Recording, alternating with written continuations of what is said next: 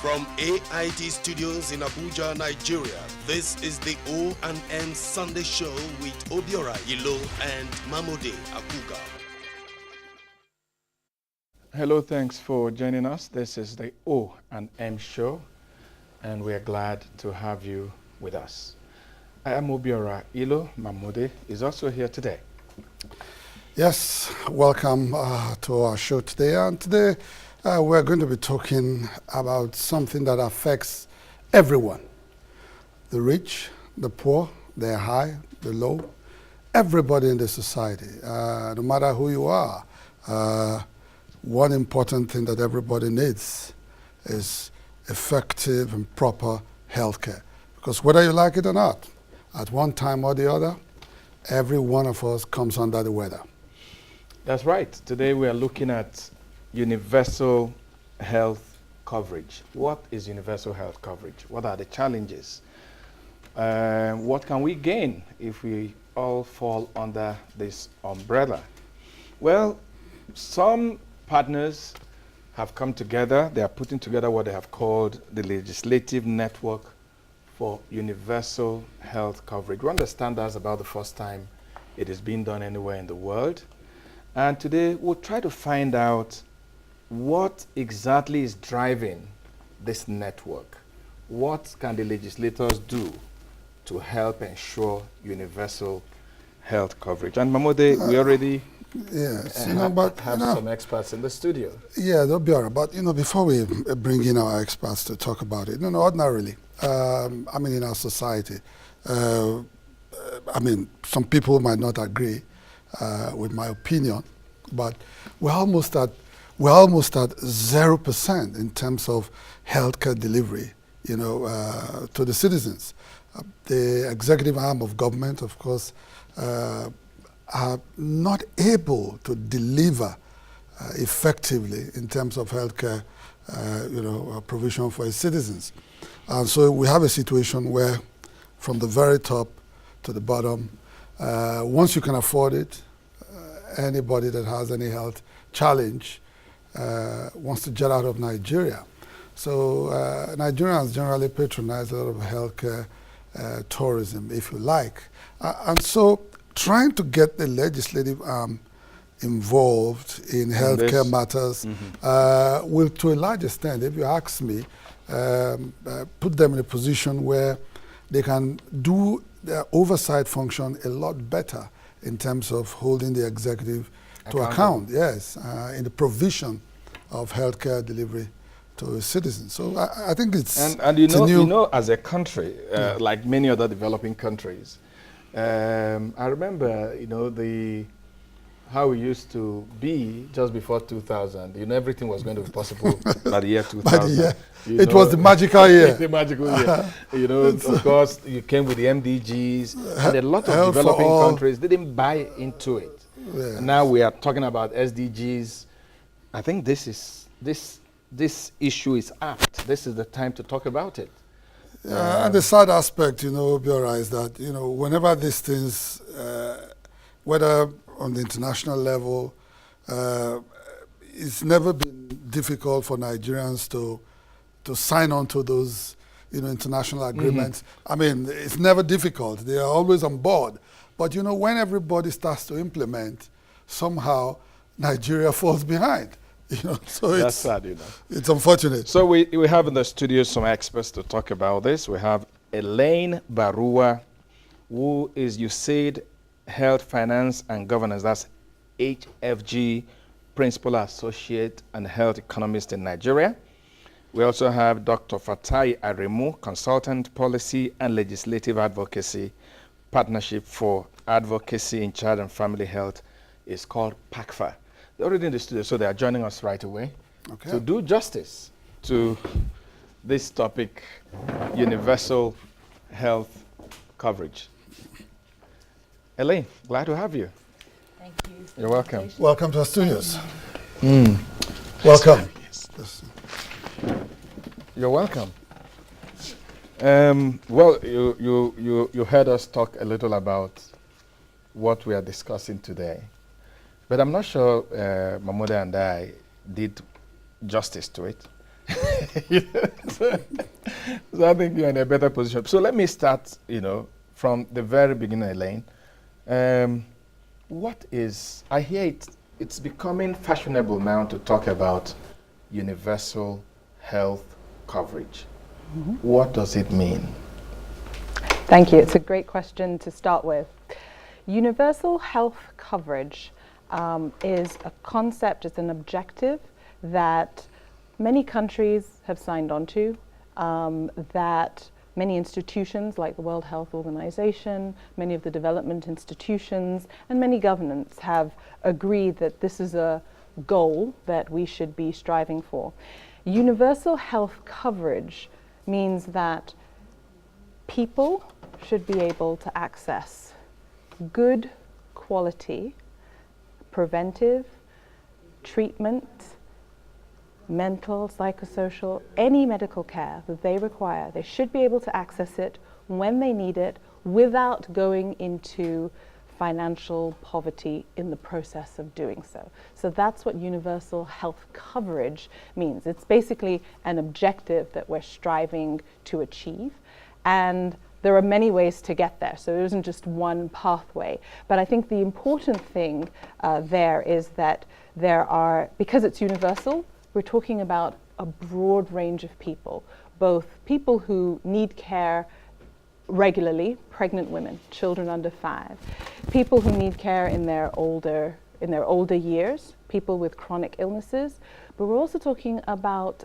people who are healthy as well. We'd like to think of good health as not just being able to access care, it's the absence of disease as well. So we're talking about a broad range of people, and we're talking about a broad range of people from different socioeconomic backgrounds. So the fact that you're poor should not limit your access to care. The fact that you live in a rural community should not limit your access to care. We believe that access to care, it's fundamental across everyone. So that's, I think that's in a nutshell, that's what universal health coverage is. Yeah. All right, Dr. Fatai, where would you say we're at this moment? And I mean Nigeria as a country in terms of universal health care coverage. I mean, ELAINE talked about being able to access proper health care without going bankrupt in the process. So, and people who live, of course, in the rural areas, and if you've done some studies on it, I don't know, but where would you rate Nigeria today in terms of universal healthcare coverage? Well, thank you very much. Nigeria's ranking is all over the place, well known. Nigeria is not doing very good in terms of health care, in terms of access and quality of care. And out-of-pocket expenditure, which is an indicator of whether you are able to access affordable without going bankrupt in the process, is extremely high. Nigeria has one of the highest out-of-pocket expenditures in the world, maybe 75% and above. Wow. So if you have to cover out 75–80% of the cost of healthcare at any point in time, it will eat very deep into your pocket and may bankrupt the entire family in the process. So the idea of UHC is still a long shot as far as Nigeria is concerned. Wow. So what is making it difficult for Nigeria to play in the league of those countries that have achieved a positive percentage of healthcare? ELAINE, you want to help us with that? There are, obviously health is a complex issue. So we're coming from the health sector point of view. There are several reasons. Probably the main one, and I'm a health economist, so of course this is the one that I'm going to list first. Probably the main one is we have a history of chronic underinvestment in the health sector. I spoke with a commissioner of one of the northern states a month ago, and we were discussing the Abuja Declaration. So the Abuja Declaration was an agreement that many countries, all for African countries, signed on to, that said that they would spend up to 15% of government revenue would be spent on healthcare. 15% of government expenditure, I beg your pardon, would be spent on healthcare. To the best of my knowledge, very few, the country has never reached anything like 15%. And I remember the commissioner said, if we're not careful, we're going to have to change the name of the Abuja Declaration. We're going to have to make it something else, like the Rwanda Declaration, because we're not doing that. We have a history of chronic underinvestment in health. If you underinvest in the providers, the doctors, the nurses, the midwives, the pharmacy technicians, if we're not producing enough of them and we're not hiring enough of them, that's a problem. We don't have the labor. Chronic underinvestment in infrastructure. I'm sure we all know, we all have a picture in our heads of somewhere perhaps in our village or on the way to our village, and we've seen a health post or a health center that's dilapidated, that doesn't have water, that only has half a roof. You cannot deliver quality health care in that environment. Yeah. Similarly, access to drugs and commodities. If we don't have a strong supply chain, if we're not spending money to purchase drugs and make them available, that's why people have high out-of-pocket expenditures. They have to go to, either they go straight to the pharmacy, which means they're self-diagnosing or they're getting diagnosed by someone who's not qualified to diagnose them, to get drugs. Because if they go to the health center, they will say, we have to pay a fee to see someone. They tell us what we think we already know, and they don't have drugs for us. So why not just bypass and go to the pharmacy? So within the health sector, we have this chronic underinvestment by government, all of the governments, I think, at the federal and at the state level, in supporting and strengthening the health sector. And good health is not just access to healthcare. I mean, we fall socioeconomics. As countries get wealthier, they get healthier because people have more education, they have access to better nutrition. So there are more factors certainly that contribute to good health than just health services, but obviously health services are what we're sort of discussing right now. Yes, but for me, yeah. on that underinvestment a little bit. That Abuja Declaration, countries like Rwanda, even Zimbabwe, Lesotho, countries across Africa have really even surpassed the 15% of total budget. But Nigeria has been doing something between 4% or 4.5% or something like that. So it's really, really low as a proportion of total budget that Nigeria is putting into the health sector. And what you give is what you get. Yes, but you know, I wanted to be able to identify this failure on the part of government, I mean, at the executive level. You know, like I said earlier on when we were trying to open the program, Nigeria never shies away from, you know, being part of, you know, international decisions for things like this. I mean, the signature is always there. Nigeria is on board. And then all of a sudden, other countries just stick with the program. They meet the milestones. They are able to, you know, just move ahead and develop with it. But somehow Nigeria never seems to get off the starting blocks. You know, 10 years down the line after signing signatures and all that, the Abuja Declaration you're talking about now, even other African countries have made remarkable progress. Nigeria is still somewhere. What is responsible for this failure, for people in government? I mean, we've seen different governments come in, and none of them seem to be able to, you know, place the healthcare, the importance attached to healthcare, and make it so important for its government.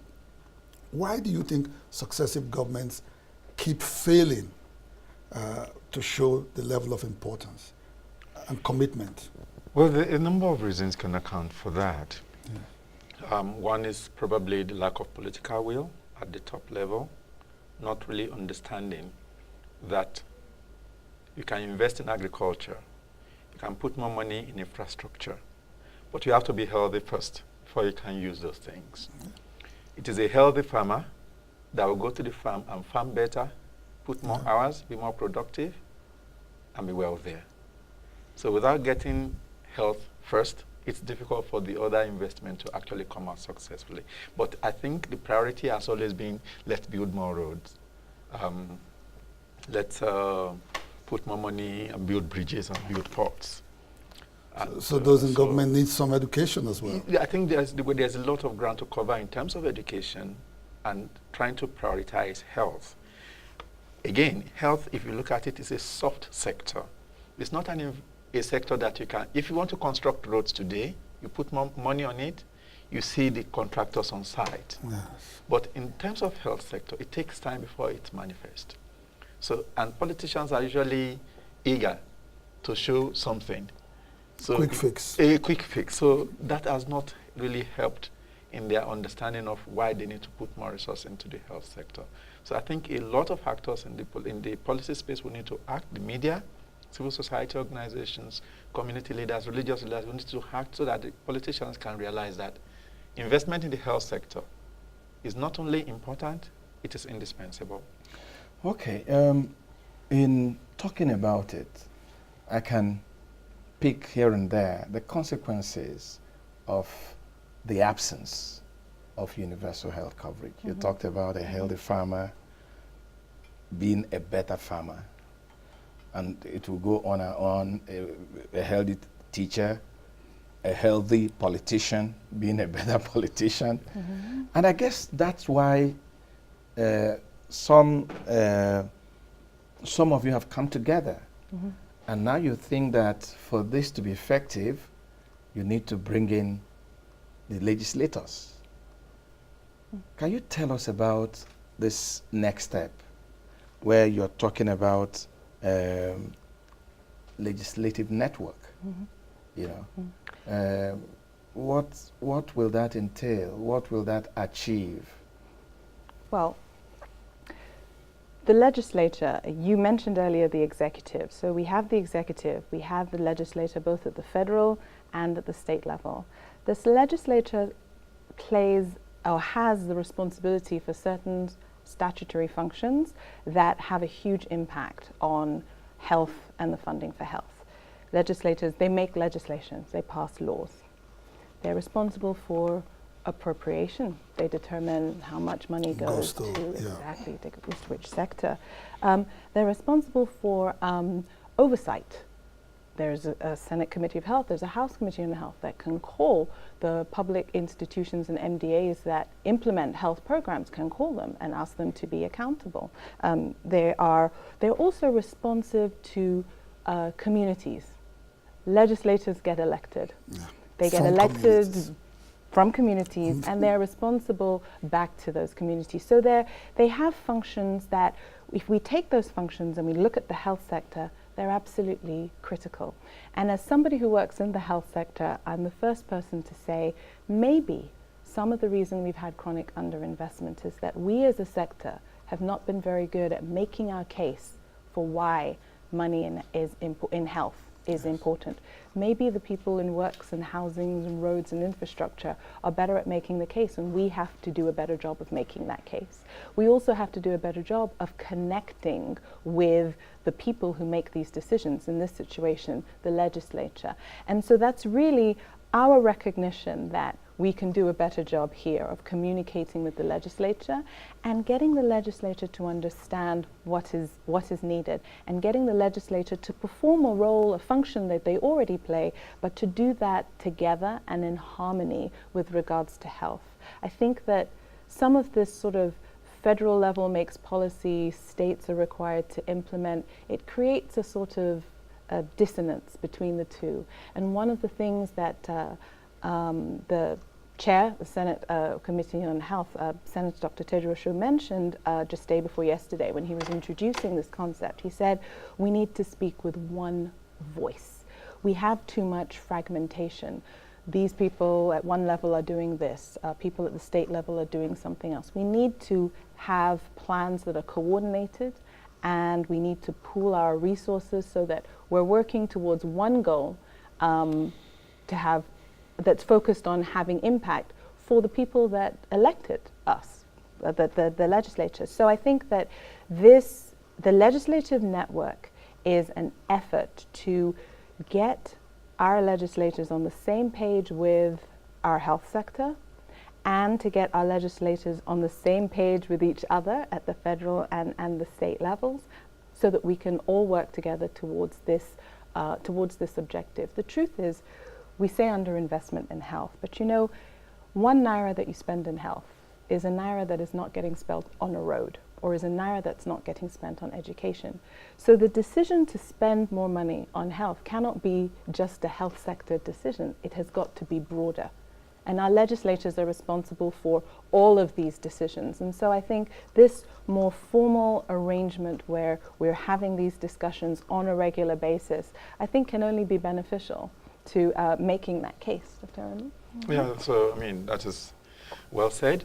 So the composition of the network was designed in such a way that you have not only the health committees in the legislature, you also have the appropriation committee, you also have the speakers of the various state houses of assembly, you have the clerk.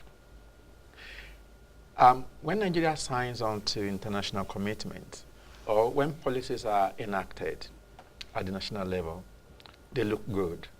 But Nigeria is a peculiar case. It's a federal system. So to the extent that health comes under concurrent list, the state governments are under no obligation to follow whatever decision is made by the federal government. Yeah.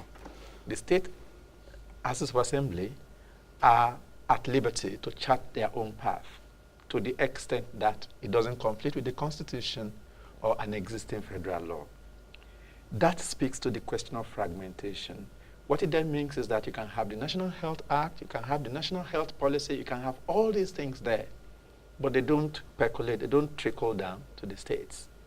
And that is because the states are not under any obligation to follow what the federal government is doing.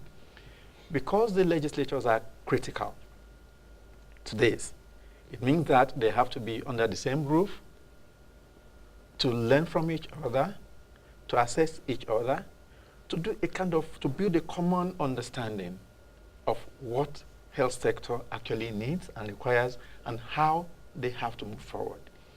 Unlike infrastructure or other sectors, health sector is unique. Everybody must move together at once. If State A is investing heavily in prevention mechanisms, and State B is doing something else, if there is an epidemic in State B, it will affect State A and affect all the other states. So there has to be a common agreement between them. If they are investing more in the health sector, all of them must move in lockstep. That is why the network is very important. Not only vertical coordination between the federal legislators and the state legislators, but even horizontal coordination among the various legislators across the states. Yeah, but where is the place of education in all of this? Because, you know, probably what is rather worrisome in this part of the world is that, I mean, there's a joke, you know, that the only thing the African takes important, the only warning it takes important is a warning for low battery on your telephone, on your so people could have all sorts of, you know, symptoms and, you know, just wave it off. Now, why I'm worried about education, especially for those in government, only recently, not too long ago, there was an outbreak of meningitis in Nigeria, and the governor, the chief executive of a state where you had that you know, outbreak, said, look, it was a punishment from God. So if you have people like that at decision-making level, at, you know, level where they want to get money to invest in healthcare and all that, and the thought process and their perception is, you know, rather awkward. Don't you think that we need to probably invest more and prioritize education for people in government to understand the need to prioritize healthcare? Are we not putting the cart before the horse now? Well, you're absolutely correct. There is a lot of ground to cover in terms of education, especially for the top-level decision makers. There is a huge gap in their level of understanding. I remember last year we were together with some of these top decision makers in South Africa, and we visited the South African Parliament. And when they described how they hold the executive accountable in the South African Parliament, it was compelling. They told us that some of the chief executives will actually burst out crying in the public while defending what they have done and what they have not done. Because the moment you fail to defend very well before the parliament, you get sacked. Not only will you lose your job, you'll be prosecuted for it. Yes. So the top legislators that we went with were like doing some kind of self-introspection that we're not doing enough. The same thing with the executive side. And the network, which is going to be launched on the 24th and 25th by the Senate President and the top people across the chairman of Conference of Speakers of Houses of Assembly will be there, the speakers of the Houses of Assembly will be there. It's a huge collection of Nigerian legislators. So that is the launch. That is the first phase. Yeah. Subsequently, they will then begin to interface with the commissioners across the country, with the governors across the country. And it is under this kind of umbrella that education can really take place. They learn more when they see each other face to face. Face to face, and then we can then structure it in a way that they peer review each other. They also learn from each other, and then media, civil society can also help them to move that agenda forward. Okay, ELAINE, how enthusiastic are our legislators? How are they buying into this great idea? Do they see it as something, let me use your words, compelling, something that they have to do now? Or are they laid back and probably treating it like they treat most of the other concerns of those of us that have elected them to represent us? How enthusiastic are they? Is it encouraging at all?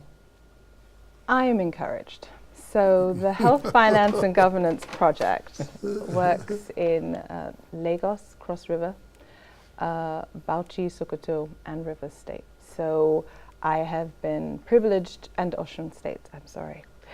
And I've been privileged to talk with legislators from most of those states.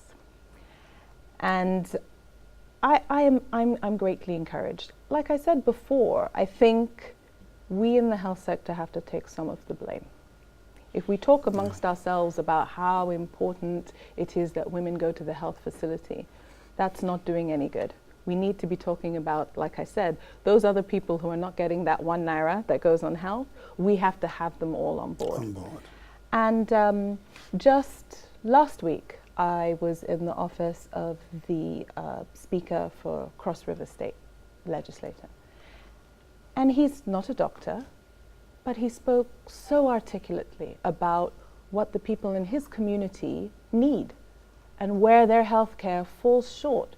That's one of the things about healthcare is, as you said at the beginning of the program, we all get it. You might be healthy today, but you don't know where it is tomorrow. Yes. And we have wives that have had children. We have children that have fallen sick. Health affects all of us. So I'm not disheartened at all. I think the people in the legislature that I have spoken to are very enthusiastic.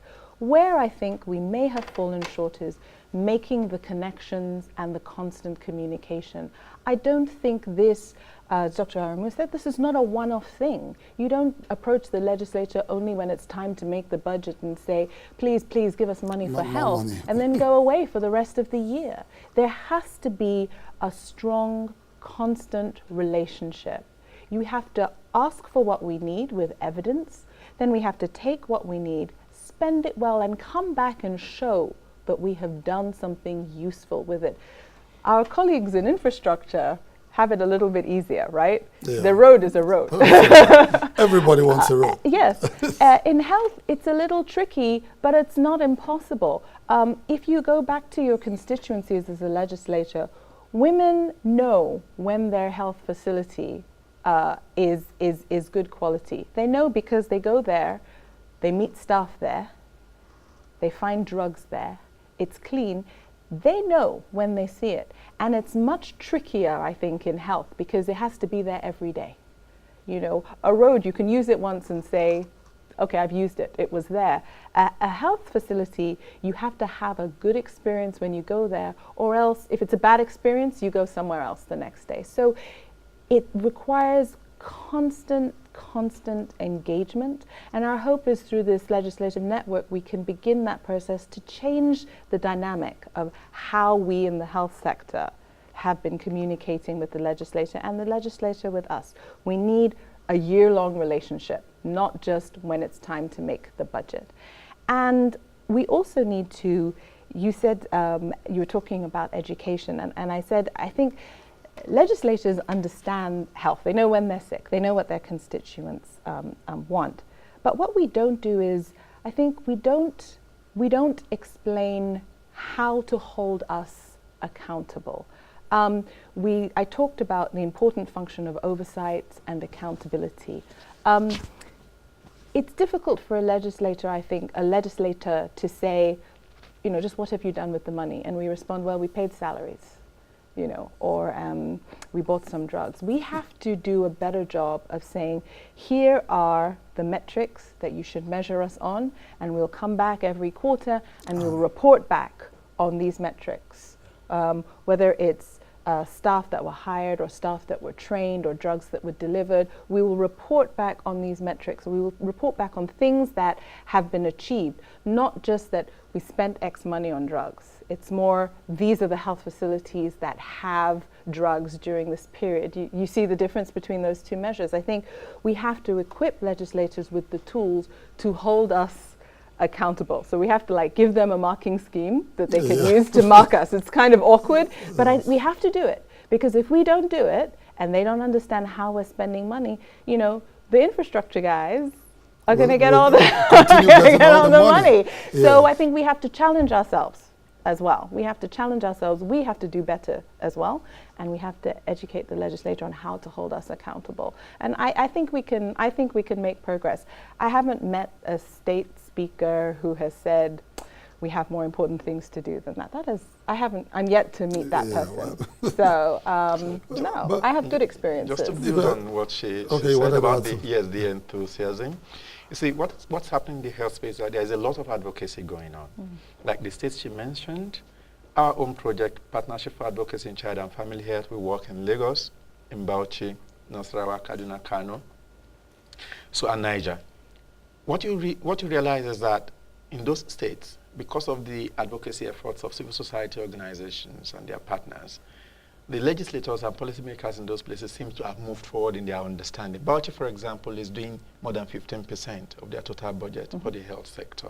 They've enacted their own state health insurance scheme law, and so many other states. In Lagos State is also in the process of enacting one, or your state is also moving, largely as a result of the advocacy efforts of PACFA and some other civil society organizations. So we then came together, HFG and PACFA, to say, okay, if this is happening in your own space, and it's happening like this in our own space, why don't we come together and then broaden this network to the whole country so that we can strengthen the education and knowledge building and experience sharing among legislators, and then interface them with the executive. With that, we can build a complex web of knowledge sharing that will push the agenda of the health sector forward. Okay. Let's talk a little bit about affordability, and in all you are doing now, where does that stand? I mean, internationally, we see what's happening, for instance, in the United States right now with all the attempts by President Trump to repeal the Obamacare Act, which basically deals with, giving health care to people and they're being able to afford it in terms of insurance and all that. Now, in this universal health coverage for Nigeria, where is we have a social insurance health trust fund, something, but where are we today in Nigeria? Are you also looking at, side by side as you're trying to get legislators together? There is a need to probably come up with some kind of very credible health insurance scheme that can help people, pay for health care when they're very sick and they don't end up being bankrupt in the process.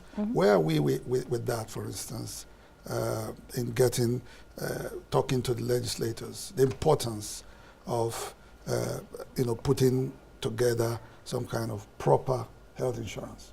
I'm glad you asked that question. So there is definitely a widespread effort across, I think I would safely say all 36 states to implement some form of state-supported health insurance, recognizing the need.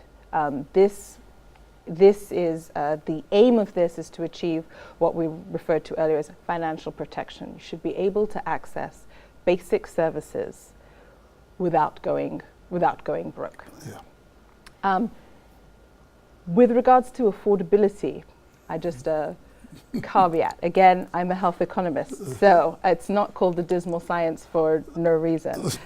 No country can afford to provide everything for its citizens. Yeah. That's the truth. No country can do that. What we can do is get the most health possible for the money that we do have, and then we can argue for more money for health. So there's two things that we can do. Getting the most money with most health for the money that we have involves a few things. It involves looking at how we're spending money now and working out if we can do that better. That's part of the accountability and oversight function that we're asking the legislature to undertake. We talked about building roads versus other things.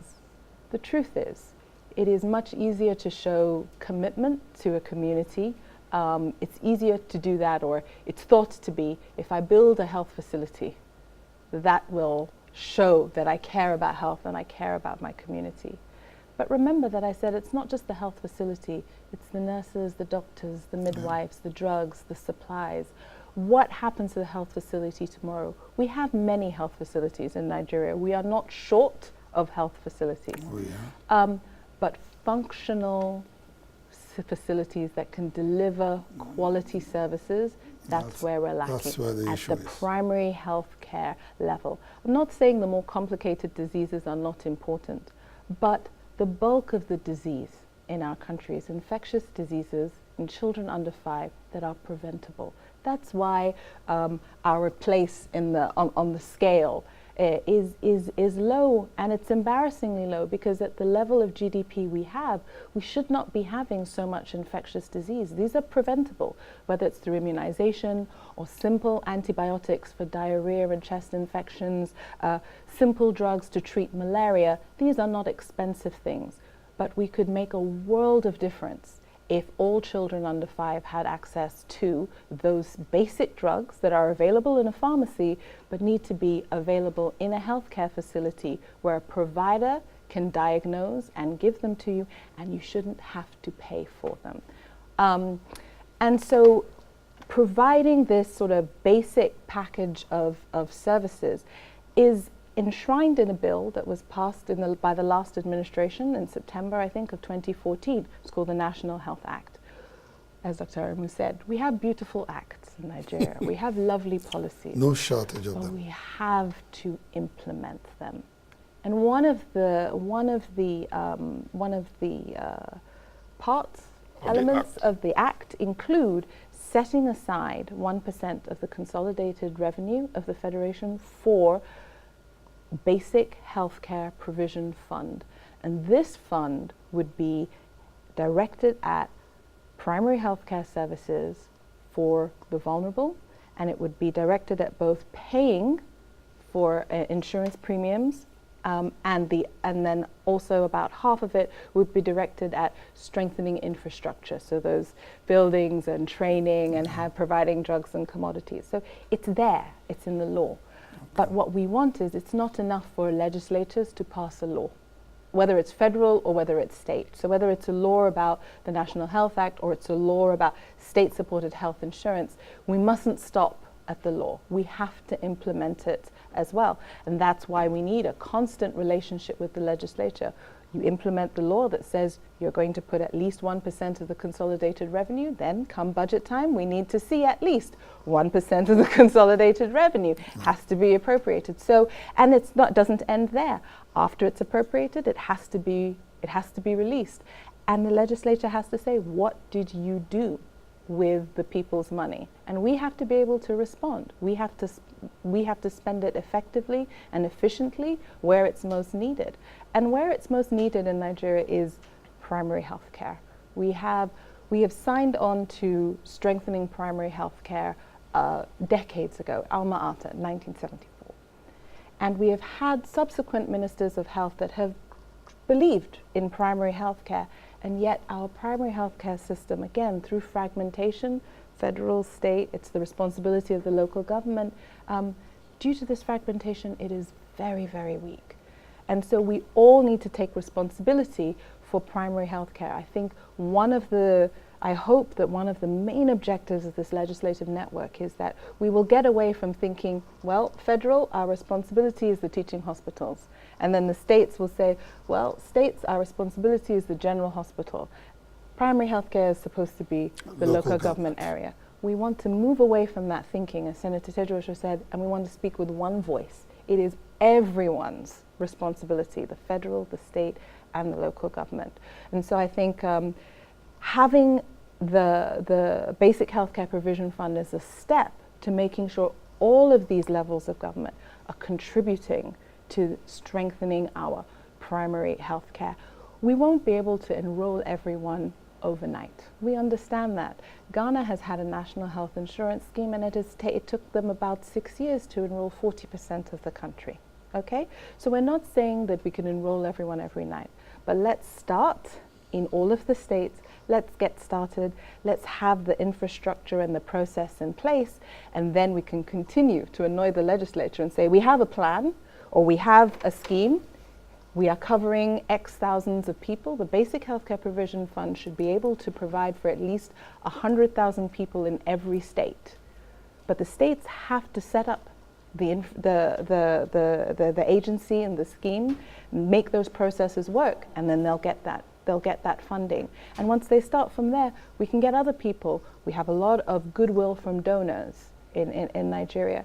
We have other opportunities, whether it's from debt relief or other things. We have other opportunities and other sources of funds, but we need to work together, and we need to have a transparent and accountable system in place.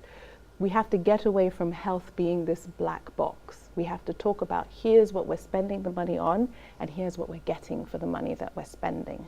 Okay, ELAINE,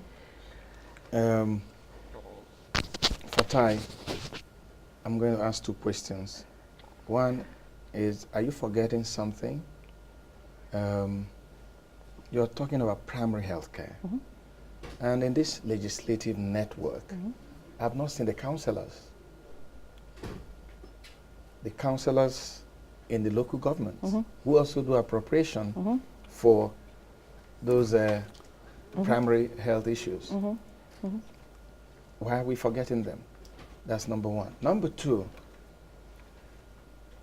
does the average health worker, including the health administrators, do they realize the burden and the responsibility that this whole thing is going to put on their shoulders? You know, you've repeatedly talked about transparency, accountability. These are things that we don't see in our teaching hospitals, in our general hospitals, in our primary healthcare institutions. Do they realize, are they willing to be part of this struggle to achieve universal health coverage? Do they realize the responsibilities they have on their shoulders? Which one of those do you want to take? Well, I mean, they are all connected because the network is just in the first phase. Mm-hmm. It's just being launched mm-hmm. on Monday and Tuesday, 24th and 25th. Immediately after it's launched, we have a work plan to interface with various other levels, including local government. So they're not forgotten? They are not forgotten at all. They are very important in this entire process. So it will be in different phases so that this can really spread down to the primary healthcare level. With respect to the healthcare providers and the various professional groups in the health sector, it's a reflection of the entire lack of accountability. So there has to be a way of shoring up this accountability mechanism.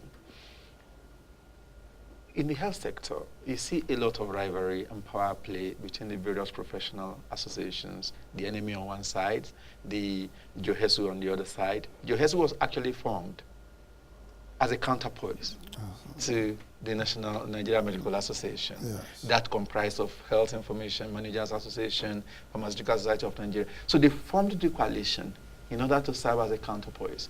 And the struggle in the health sector has already moved beyond the professional groups. They've moved beyond asking the government to provide better facilities. It's all about wages, it's all about welfare, it's about salary increase. And it's now competitive. We did a study on that and we realized that healthcare workers in Nigeria are actually one of the highest paid public service workers in Nigeria.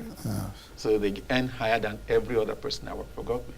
Nevertheless, if a strike is not being planned now in the health sector, it is either it is going on. So there is actually no time that so and then somebody has to come in to do something, and there is no other group that is more strategic to play this kind of role than the legislature. So because the health sector is very technical, conducting oversight in the health sector is not easy at all. It is easier for infrastructure because you just go there and you see the road, you know the length of the road, you know the specifications that you're supposed to say there. You don't see it, then you say, okay, something is wrong here. In the health sector, it's different and takes a lot of time. It also requires a lot of technical expertise. So legislators must come together and collectively devise an approach with the support of donors and development partners, get some kind of technical backup to help them really hold the health sector accountable. If you go to a teaching hospital, for instance, a typical teaching hospital, say they spend maybe 30 million or 50 million on diesel monthly basis. On a daily basis, maybe they spend 2 million, 3 million in some hospitals. So whether the generator is on or is not on, you will never know that. And if you look, we have to be fair to the legislators. The Committee on Health, maybe the people in the committee are not even health professionals. Now they go to do oversight. They have maybe 2 days to spend, if they even have the money, maybe 2-3 days to spend in the facility. They don't have prior knowledge. Of what? There is no forensic, there is no consultancy service to go through the books before they go there. So they just go there, they conduct them through some sites, they see some new blocks they built. With cameras? With cameras, they take pictures, and then the next day they are back. So if we really want to bring about accountability, not just in terms of the product and services and the facilities, but also in the attitude and character of the care providers, there's a lot of things that has to go into the legislative houses in terms of support, and they need to band together in order to be able to access these support services. And to also bridge the gap, as she said, some states are doing very well in terms of being well educated on the need for the health sector to be well funded, but so many other states are backward. I would be surprised that there are maybe development partners operating in the state where the governor felt that it was a spiritual attack or something. So I feel that if the state had been under HFG or under PACFA or some other people, maybe the perception would have been different. Yes. So we need to bridge that gap, and that's what the network will do. I think we're out of time, as it were. Yeah, but how do we, because for these partners to have a larger coverage, funding, what are we going to do to get more funding? For universal health coverage, besides the government? I think in 1-2 sentences.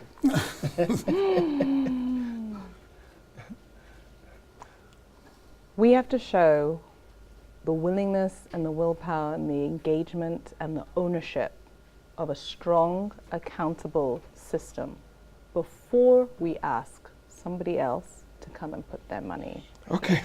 Thank you. Thank you very that much. says it all. Dr. FATAI AREMU, Consultant Policy and Legislative Advocacy for PACFA. Thanks for coming. ELAINE BARUWA, you said HFG Principal Associate and Health Economist in Nigeria. Thanks for coming. Thank you for having us. We wish you all the luck. Thank you so much. I'm Obiorilo. Thanks for watching. And I am Mahmoud Akuga. Bye for now.